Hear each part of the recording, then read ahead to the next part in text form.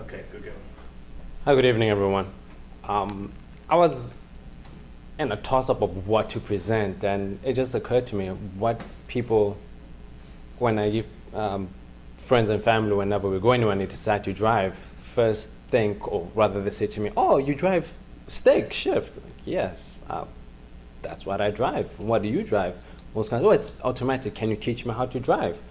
Manual, that is. So my presentation to you is the quick, fast, easy way how to drive manual transmission without being intimidated by it.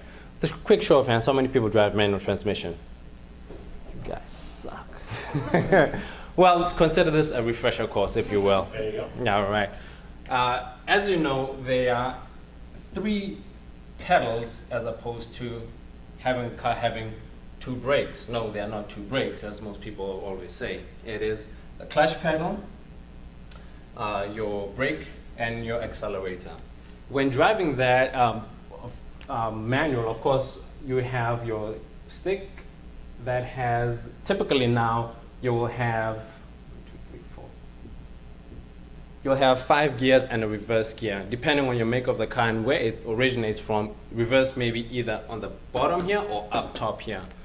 So, but typically we'll go with just with the typical stance being on the bottom side of the gear lever. You wanna, the reason for the clutch when you engage it is to enable you to shift gears in between. And the 2 things that you need to be more cognizant about: when you only put your foot over the clutch when you want to change gears. If you're not using it, get your foot off it. You find people having that clutch on it or depressing the clutch and saying the car is not moving, what's wrong with it? I bought an expensive car and it's not moving, what's wrong with it?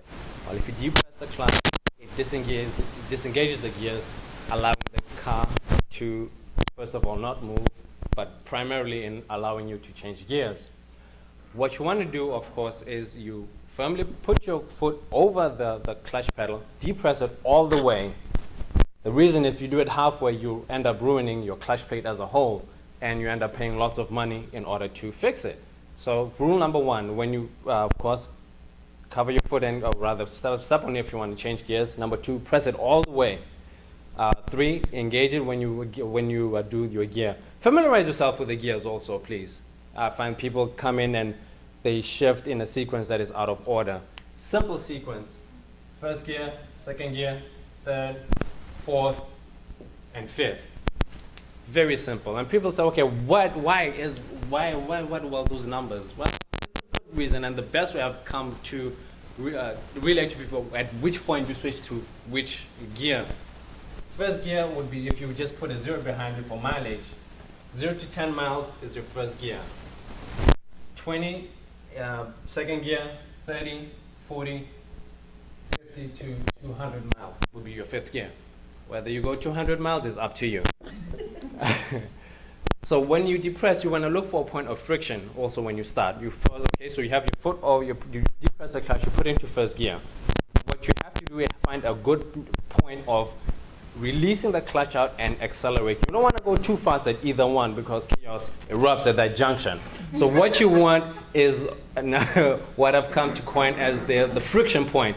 The point where the car is moving at the point where you don't even put your foot on the accelerator when you're moving. So once you find that, it's a good place. The good place is if you have it in an open area first while you're practicing. Do not start learning how to drive manual on 695 or any major highway. So once you found that friction point, then you start moving off and you just get into a rhythm is how you're going with that. And that's the best way in order that you're going with that. And you'll move sequentially again. Once you on your foot on the clutch, put off the accelerator as well. Why? Havoc. We don't want to avoid all havoc by any means necessary. So once you have that rhythm down, then you're ready to go. As you're moving down the road, you will change gears accordingly. And also the reason, as I mentioned, you change gears to increase your speed and go faster, but slow down when the cops So when another thing that you need to remember that is very, very important is that the reason I also started driving manual transmission cars is it's cheaper when you buy cars. But the good people at the various motor companies are saying, well, automatic transmission is also very cheaper, and rumor now they're saying, well, it saves fuel consumption if you drive automatic versus manual, and it used to be the other way around. They've come up with a clever little thing called sequential valve transmission, meaning that there's no lag time in between gears as you're driving, so it's a smooth transition with less consumption and engine wear and tear. So your engine lasts longer, your car rides smoother, the Conti comes in the door, and everything just flows just smoothly with that. So with that, the reason also I do it, it's fun to drive. You have a lot more selection of vehicles to choose from. Less people want to drive your car because they just don't know how to do it. That's why I do it. So it weeds off a whole lot of people. Can I borrow your car? Sure. It's manual. Oh, no.